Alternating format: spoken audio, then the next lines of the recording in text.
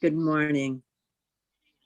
Our gathering music was Breathing Underwater by Emily Sandé. In an interview, Emily said that when she wrote Breathing Underwater, she was at a point in her life where the worst had happened and she was finally over it. She said the song is about her putting the bricks back together and really starting to find her stride in life. She said she had put herself in her own box and then broke free. We thank John, today's speaker, for this musical selection. Welcome to all. My name is Rachel Daniels, and I'm happy that we're all here and we remembered to spring forward. We welcome back today's speaker, John Bloom-Ramirez. John's sermon today is on the sin of our forefathers. John will provide us a detailed critique and reconciliation of the racist past of Unitarianism and how we can move forward with that in the future. If you're like me, you're probably thinking, Unitarianism, racist past, what? So stick around. John grew up in Southern California as a nominal Catholic, only going to church most major holidays. In college, John's classes included art history, anthropology of religion, which really opened John's eyes to other means of worship and connecting to the divine. John decided to write his final research paper on Wicca and the craft, and from there developed a keen interest in that faith. John was eventually ordained as a high priest in his circle, but felt there was still something missing. When John moved to Anaheim, he discovered the Unitarian Universalist Church there. John said that he discovered a community that was passionate and accepting, and that the 7 principles aligned with his personal ethics. John felt welcome to embrace paganism, but also explore other faiths and ways of thinking as a path to spiritual nourishment and enlightenment. John said his call to ministry was as subtle as an anvil dropping on his head. John applied and was accepted to theological school just after his wedding to Renee, his husband. In theological school, John earned his Master's of Divinity, and John is currently a UUA ministerial candidate and very, very busy doing his chaplain hospital residency, which John mentioned a little bit about in our virtual cafe, as well as John's other life duties and professional appearances, like speaking with us here today. This past week, as a country, we passed legislation that will cut poverty rates, provide crucial economic and medical relief to individuals and cities and states to help those that are suffering so much. And this bill will address some of our country's racist past and so much more. When I think about UU the vote and the letters we as a community and as individuals sent to potential voters in other states to encourage and to get out the vote, I feel proud that this legislation passed and we were part of it. I am impressed and happy to learn that within this $1.9 trillion relief package, over $5 billion is designated to go to disadvantaged farmers. I worked for the California Department of Food and Agriculture for over a decade, and I've worked with farmers and farm workers alike. Black farmers have lost 12 million acres of farmland, mostly since the 1950s as a result of systemic racist government policies and racist business practices that have denied African Americans equitable access to markets. But with this legislation, we're taking a step towards changing the arc of justice, reconciling our country's racist past and moving forward. That's similar to what we're going to hear for UUs in today's sermon. Also this week, I'm happy to learn about Minneapolis civil lawsuit settlement awarding $27 million to George Floyd's family, and that the police officer who murdered George Floyd will face a 3rd-degree murder charge, among other charges. I've learned so much from the UU support of Black Lives Matter and from our racial justice film series and book series that Don West offered, and from our social action minister, Reverend Lee Marie Sanchez, who serves our congregation. Reverend Lee Marie is at the pulpit at least one Sunday a month and throughout the month joins many other services like today. Marie does pastoral care and brings us social justice matters, which help us to better ourselves, our community, our nation, and the world. As Unitarians, our first principle is such a guiding light: belief in the inherent worth and dignity of all people. And it probably even means recognizing the worth and dignity of Lindsey Graham and other white supremacists, or so they tell me. But and so in this sense, I don't usually link UUs to racism. And I've been ignored or blind to our racist past, sort of like a pile of junk in a basement. So I really thank John for bringing us this important sermon on the sin of our forefathers, and I'm excited to hear it later on. This morning, everywhere, as in UU services, we light a chalice. See if I can put that, I'll put that over here. Let's see.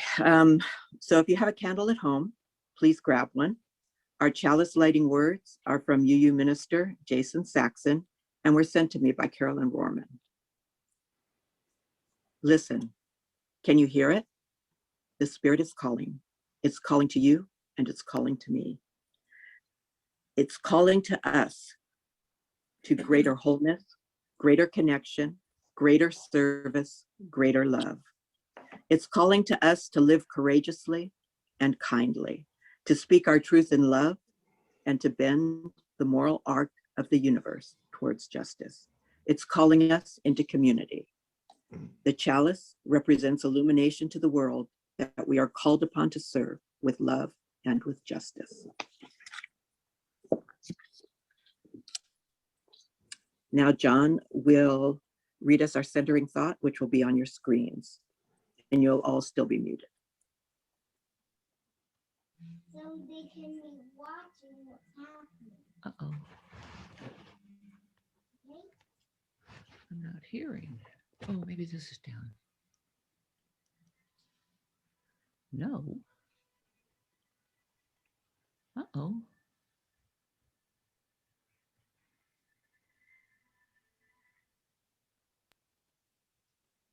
I can do our centering thought. Go ahead. How come I can't? Don, if you can put it up again.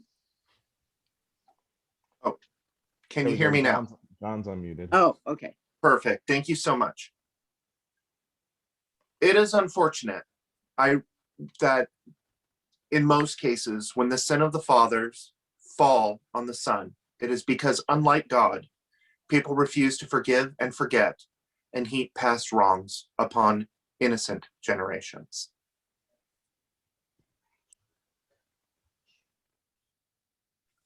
Thank you. Now we turn to our very talented music director, Carole, for our opening hymn. We'll all be muted, but Pam will place the words into a chat message so you can sing along at home, even though muted. Good morning, everyone. Please join along with me on "There's a River Flowing Through in My Soul." Sing out, because I don't sound that great today. There's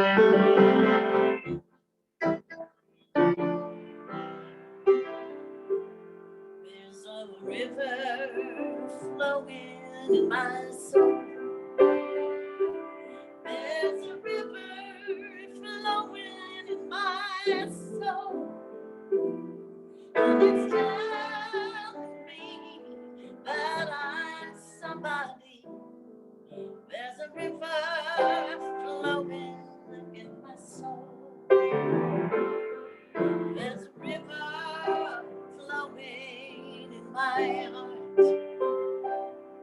There's a river flowing in my heart. And it's telling me that I'm somebody. There's a river flowing in my heart. There's a river flowing in my mind. There's a river flowing in my mind. And it's telling me that I'm somebody. There's a river flowing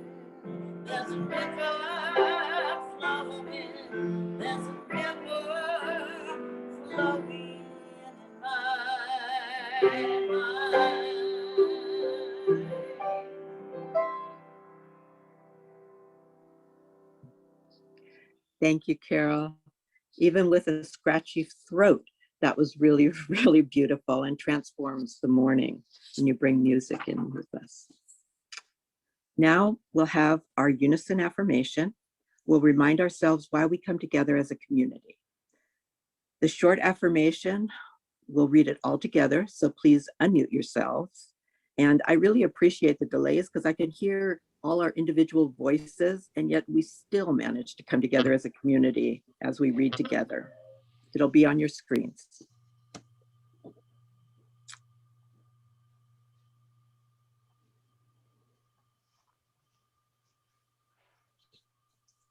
May we be reminded here of our highest aspirations and inspired to bring our gift of love and service to the altar of humanity. May we know once again that we are not isolated beings, but connected in mystery and miracle to to the the universe, to this this community, community, and to each other. each other. Here we're getting better. See, I know it. Now we're going to have our spoken joys and sorrows, and share anything that may weigh on your heart or a joyful delight that we can share. And as Noreen reminded us a few weeks ago, a shared joy is a double joy, and a shared sorrow is half a sorrow. Please raise your hand or send a chat message, and we'll locate and highlight you. I mean Don, and but you'll have to unmute yourselves to share. Family, the power of nature, rocking the house, and food with family and friends. Thank you guys for sharing. Now we'll have our offertory, and there are many ways to help us bend the arc of the moral universe towards justice. One of those ways is to give financial support. We have a slide up that shows ways to donate to the UUFLB. The same information on how to make contributions is in the email notice that was sent out regarding the service. If you are getting COVID relief checks and don't need the entire check, send some our way. We commit to ensure that the funds we gather collectively do a greater good for our world than they could have done alone. Now John will lead us in prayer and meditation, and then we'll go into the sermon.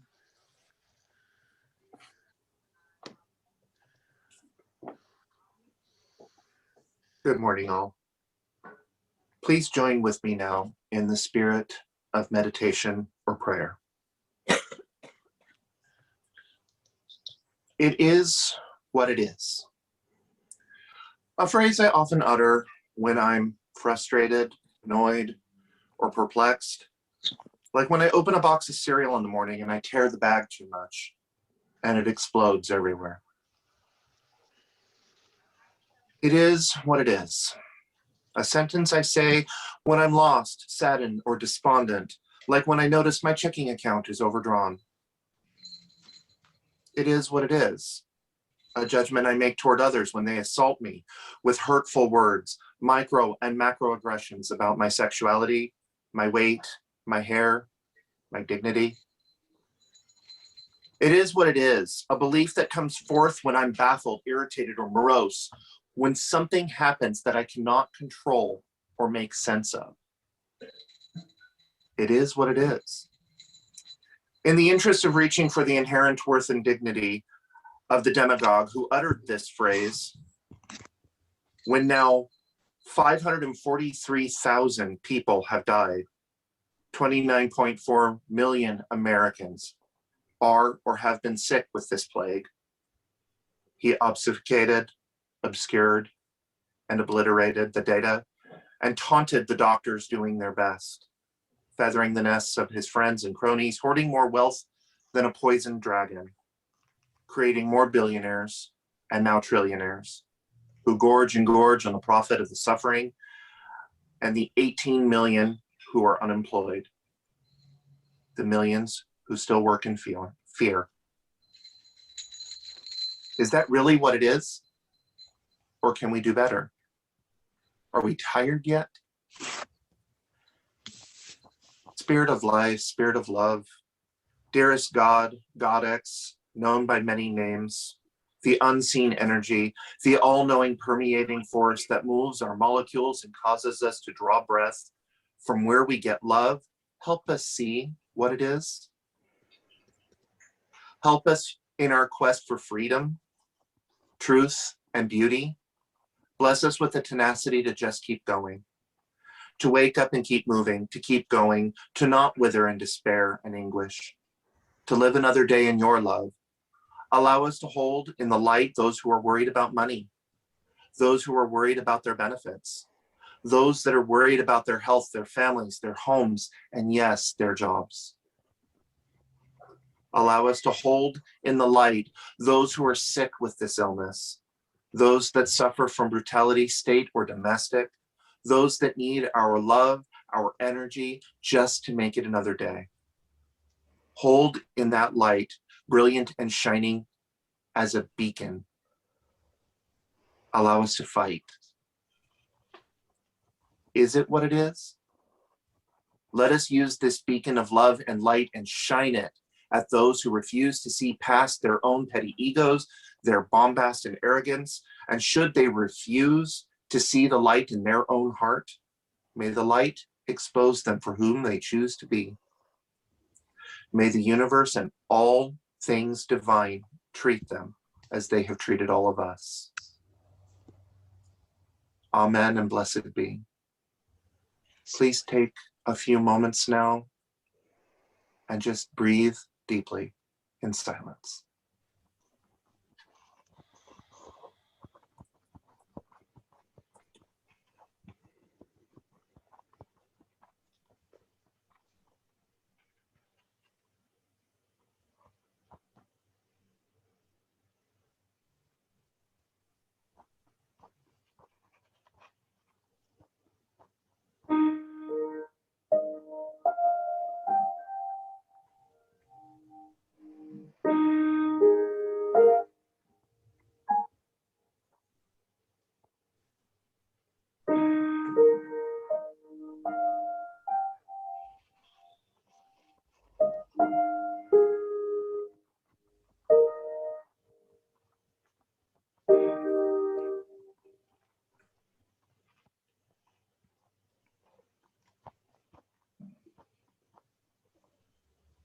I benefit from racism.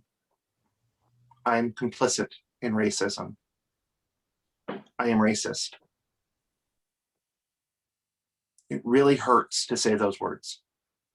But no matter what I do, these words are true, as they are true for the 72% of Americans who identified as white, as per the United States census conducted in 2010. Non-Hispanic whites totaled 197,181,177 Americans, or 60.4% of the US population. European Americans are the largest ethnic group of white Americans and have constituted the majority of the population of the United States since the nation's founding. I'm not including those that we didn't count. This means that I am part of the largest racial group in the United States. And as the recent DNA test I took confirmed, I am phosphorescently white. It says something to discover on the same day that both Andrew Jackson and the Reverend Fred Rogers, you know, Mr. Rogers, are both your great uncles. I am blonde-haired, blue-eyed, taller than most, and have been told I have a mix of Gallic, French, and Gaelic, Scots, features. I cannot refuse this, as my own DNA test says that I'm 100% European. I am a person that has benefited from the decisions made by Thomas Jefferson to morally justify slavery. To make the justification to hold people in bondage, he sought out scientific evidence. to prove that stolen Africans were naturally different from the superior European. Or as Robin DiAngelo asserts, she states that in less than a century, Jefferson's suggestion of racial difference became commonly accepted as scientific fact. Ta-Nehisi Coates tells us, but race is the child of racism, not the father. In other words, we exploited people first for their resources and then used their looks and physical differences to justify this continued exploitation ethically. It is Jefferson that I believe I can blame, thank, hate for the fact that I benefit from white supremacy culture and therefore my own innate racism. Jefferson was an accomplished politician. He served as ambassador to France, secretary of state, vice president, then president, and he did write the Declaration of Independence. He also expanded our system of government and was responsible for the Western expansion, for good and ill. He believed natives were lacking culture. Therefore, they could be redeemed. It was our duty as educated people to show them the way. He was also a rapist. In Fawn Brody's work, Thomas Jefferson and Intimate History, the author ascertains that Jefferson was gifted Sally Hemings, who was the daughter of Jefferson's father-in-law from an affair with one of his enslaved people. You might say that he mentored young Jefferson in the sexual abuses of slaves. Brody was ridiculed by the largely white male establishment of historians who scoffed at the idea that Jefferson could be capable of rape, until DNA testing proved otherwise in 1998. Within Unitarianism, I discovered that William Ellery Channing, while an abolitionist in practice, still wrote the following: "There is an increasing disposition to multiply the comforts of slaves. And in this, let us rejoice. The African is so affectionate, imitative, and docile that he catches much that is good. And accordingly, the influence of a wise and kind master will see in the very countenance and bearing of his slaves." That's a direct quote from Channing's book on slavery. He wrote a book on the subject without even bothering to ask a slave what it might be like. He assumed that slave owners were wise and kind to their slaves because the ones he talked to were nice. Remember, even though that Channing was an abolitionist, he was still subject to the science of the day, which stated that blacks were lesser in biology and intellect than white humans. Ralph Waldo Emerson, father of the Transcendentalist movement within Unitarianism, can be found to have repeated and encouraged the common racial tropes of the day, but can be seen to evolve in his dislike and hatred of slavery as an institution. Professor Lawrence Buell, while trying to give Emerson the benefit of his 40 years of close and fond attention, gives evidence of having weathered many storms of political correctness. Of Emerson's reluctance to join the militant abolitionists, it has been explained that he had initial scruples about joining what seems today to be a far more self-evidently righteous cause than it did to the great majority of the 19th century Northern whites in the 1840s and 1850s. Buell pleads that overall, Emerson's racism was certainly no greater than most white Northern abolitionists, and far less average than the normal white, the average Northern white. Emerson enjoyed a life of white privilege and extended that privilege to his friend David Thoreau, who wrote his book Walden in a well-appointed cabin on Emerson's land, with catered meals prepared by Emerson's servants. He really roughed it. Emerson can be credited with encouraging the separation from self from community in terms of isolation of the divine experience through his essay Nature. The soul is, Emerson says in the essay, within the essay Compensation, under the running sea of circumstance, whose waters ebb and flow with perfect balance, lies the aboriginal abyss of real being.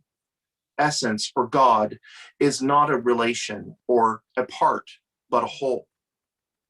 Being is the vast affirmative, excluding negation, self-balanced, and swallowing up all relations and parts and times within itself. From the absoluteness of the me, a great deal of religious consolation can be spun. The self is pitted against the vast physical universe as if the two were equal. Are they? Do you really think that we, small, minuscule human beings, are equal to the vast physical universe? Isn't it just a little egotistical, elitist, and inaccessible to believe that people other than those who are affluent whites in that time period, who could have the sheer leisure to ponder such incredibly complex and theological thoughts? Honestly, in my day-to-day life, I barely have time to breathe, let alone think these deep thoughts. What about my POC, my brethren, my persons of color? Do they have time? In the modern day, the pseudoscience espoused by Thomas Jefferson has had damning results to the healthcare of Black individuals, especially Black women. James Marion Sims, the father of modern gynecology, often performed vaginal fistula repair and other gynecological surgeries on enslaved Black women without the use of any anesthesia, because he believed the science that Jefferson purported. Black women are more than 2 to 6 times likely to die in childbirth than their white counterparts. As recently as 2017, a medical textbook for nurses went so far as to say Black people often reported higher pain intensity than other cultures, and they believed suffering and pain were just inevitable. So don't give them anything. In a 2020 article by Janice A. Sabin, she says that white medical trainees are literally taught to believe that Black people have thicker skin or less sensitive nerve endings than white people. I can attest to this form of medical racism because I've witnessed it. The Black woman with a medically implanted device delivering her pain-numbing medication just to live comfortably is in a car accident. The device is jostled, leaking that precious and incredibly strong medicine into her body. The response of the initial hospital? Push her out onto the drive in a wheelchair and discharge her as a drug addict seeking another high. Or the unhoused Black man who just wanted to use a public space where he felt safe. He's given a 5150 psychological and psychiatric hold after being abused and assaulted by a white fitness instructor who wanted to use that space for his class.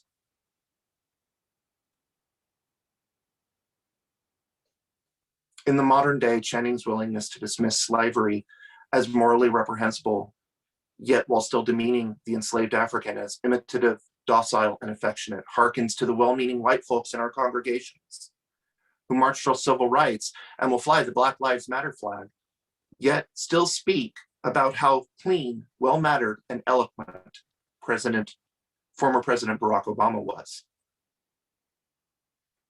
Emerson's evolution as a human is commendable, but would it have been possible without his familial connections, his generational wealth, his education, his white identity, all which were possible due to the white supremacy culture? This sermon is not looking for any easy condemnations. It is about acknowledging the sin, seeing it, and recognizing it as real. It is about having the conversation and not looking away. Thomas Jefferson was a rapist who helped shepherd in the belief that persons of color were entirely different from white Europeans, using false science. Fake news for real. Channing was an out-of-touch philosopher who missed the mark entirely because of the undergird of white supremacy and white supremacy culture and his own casual macroaggressions. Emerson is an affluent elitist who encouraged extreme individuality rather than positive collectivism. These are their sins. These are the sins that we have inherited as a faith. These are the sins that have since undergirded white supremacy culture. Whether or not it is uncomfortable is irrelevant. We must be people of faith. We must, as people of faith, as Unitarian Universalists, recognize that we are the beneficiaries of that same white supremacy culture.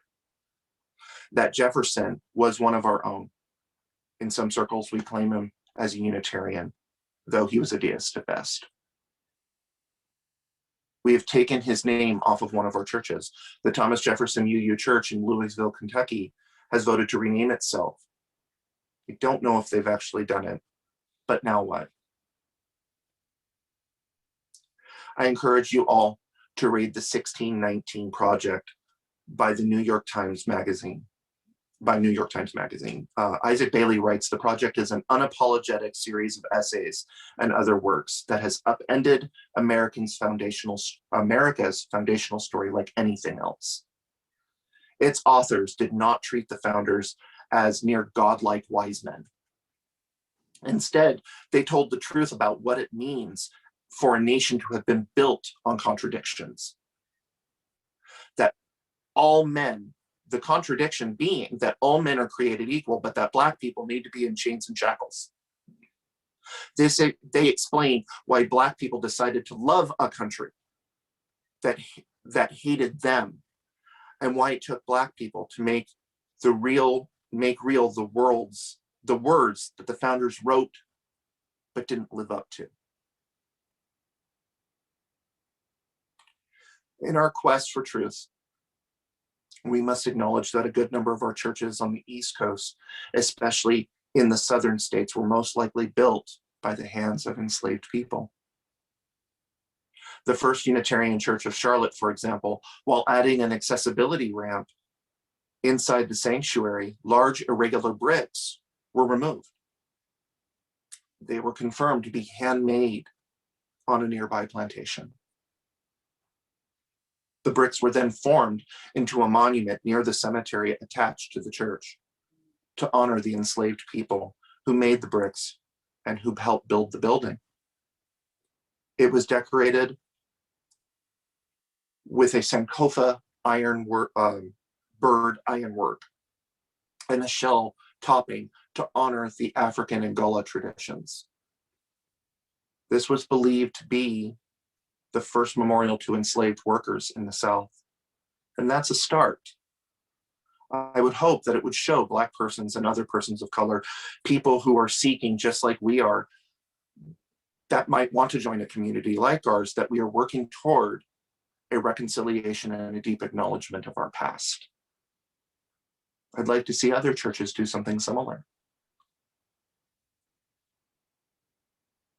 In 1996, after the fall of apartheid, Nelson Mandela formed the Truth and Reconciliation Commission, or TRC.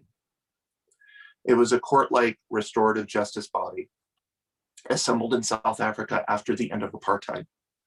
Witnesses who were identified as victims of gross human rights violations were invited to give statements about their experiences, and some were selected for public hearings.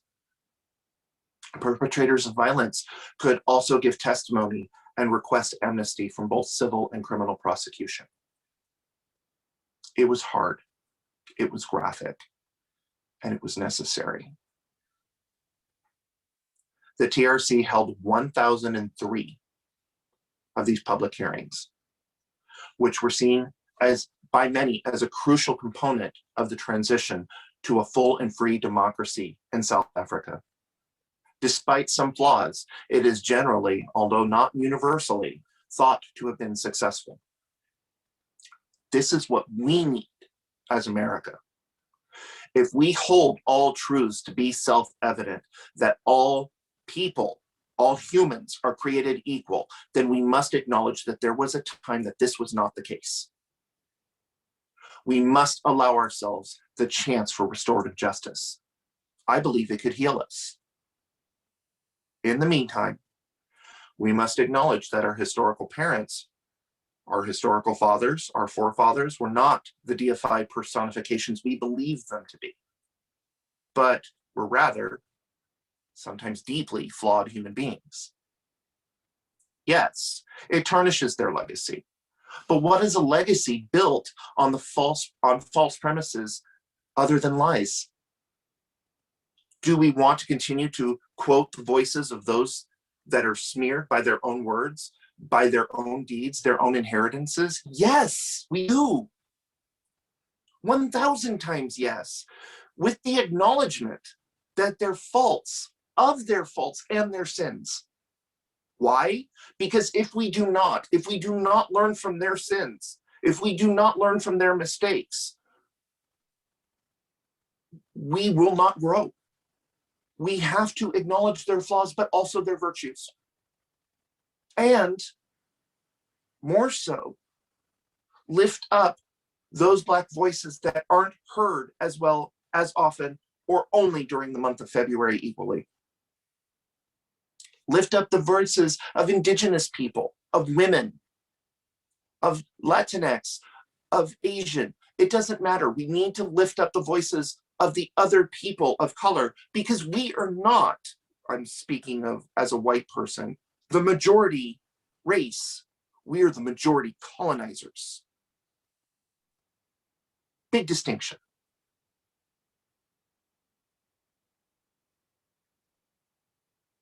I benefit from racism.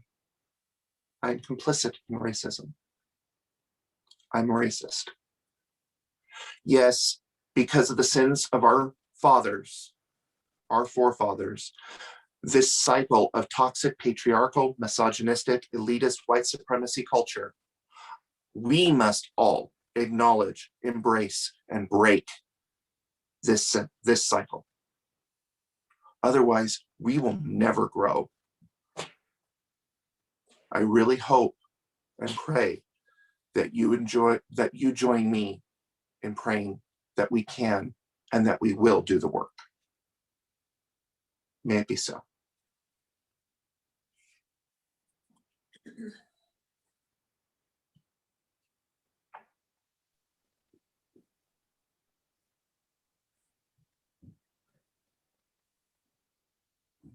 Hello. Sorry, let me adjust this just a little bit. There. So please join me with Come and Go With Me. Come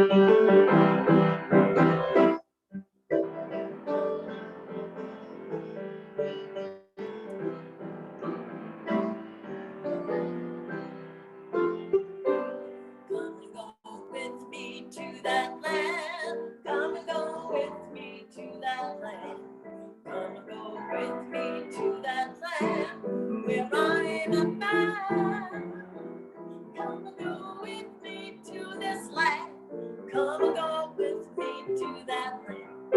Come and go with me to that land when I'm back. Freedom in that land. There will be freedom in that land. There will be freedom in that land where I'm bound. There will be freedom in that land. There will be freedom in that land. There will be freedom in that land when I'm bound. There will be freedom in that land, and there will be justice in that land. There will be justice in that land where I'm bound. There will be justice in that land. There will be justice in that land. There will be justice in that land where I'm bound. There will be justice in that land where I'm bound.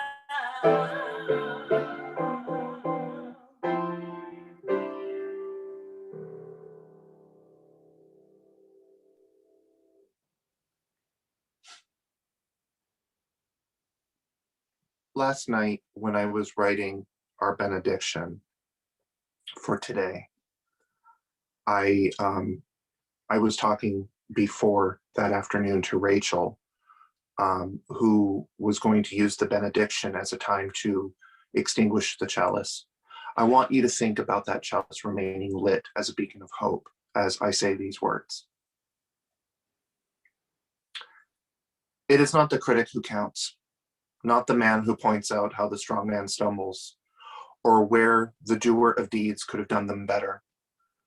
The credit belongs to the man who is actually in the arena, whose face is marred by dust and sweat and blood, who strives valiantly, who errs, who comes short again and again, who at the best knows in the end the triumph of high achievement, who at the worst, if he fails, at least fails while daring greatly.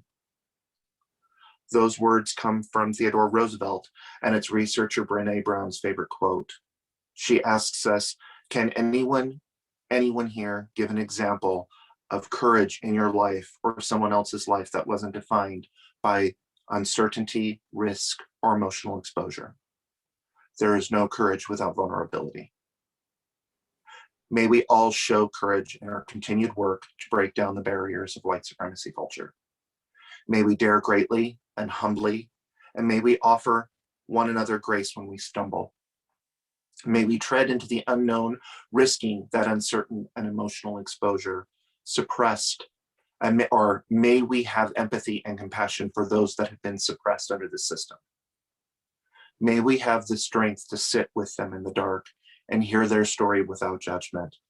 And may we journey towards spiritual wholeness by working to build a diverse, multicultural, beloved community by our actions that accountably dismantle racism and other oppressions in ourselves and our institutions.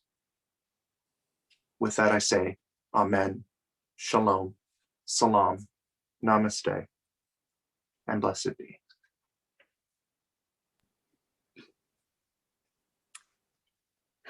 Thank you, John.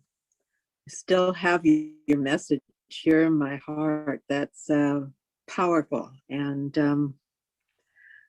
I did jot down homework to look at the 1619 Project writings, and that was really powerful and beautiful. And I appreciate that John will be here after our service to answer any questions. Thank you again, John. And thank you, Carole, for the musical magic that you add to our service. And let's join our hearts, but not our voices, for our closing song. And we'll all be on mute while Carole sings us out into our virtual cafe. Let there be peace on earth.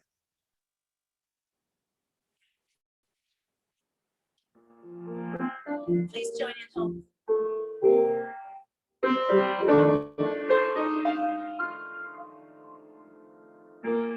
Let there be peace on earth. Let it begin with me. Let there be peace on earth, the peace that was meant to be. With earth as our mother, we are family. Let us walk with each other, perfect harmony. Let peace begin with me. Let this be the moment now.